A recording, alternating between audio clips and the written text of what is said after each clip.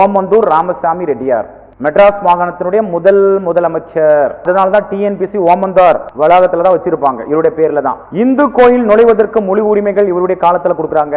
பின்தங்கிய வகுப்பினருக்கு வழங்கப்பட்ட பொது சேவைகளில் நாட்டின் இட ஒதுக்கீட்டில் முதல் முறையாக பட்டியல் ஜாதி மாட்டியனும் பழங்குடிய மக்களுக்கு இடஒதுக்கீடு. தேவதாசி ஒழிப்பு சட்டத்தை ஏற்றாங்க. 1947 ஆண்டுல மദ്രാஸ் கோயில் நுழைவு அங்கீகாரம் சட்டம் ஏற்றப்படுது. இந்து பெண்களின் சொத்துரிமை, அதாவது விவசாய நிலத்திற்கு விரிவாக்க சட்டம் 1948 ரொம்ப முக்கியம். ஜமீன்தாரி முறையை ஒழித்தல் மற்றும் ரயாத் வாரி சட்டமாக மாத்துறாங்க. தமிழ் கலைக்களஞ்சியம் தமிழக வளர்ச்சி கவுன்சிலால் வெளியிடுறாங்க. தமிழ் ஆட்சி மொழி, தமிழ் டெவலப்மெண்ட் கவுன்சில், பள்ளிகளில் திருக்குறள், நேஷனலைஸ்டு பாரதியார் சாங், பாரதியின் விழாவை ஏற்பாடு செய்தாங்க. ஈவன் சித்த மெடிக்கல் காலேஜ் உருவாகுது. எல்லாமே ஓமந்தூர் ராமசாமி ரெட்டியாருடைய ஆட்சி காலத்துல தமிழகத்தில் அவருடைய சீஃப் மினிஸ்டர் இருக்கும்போது வருது.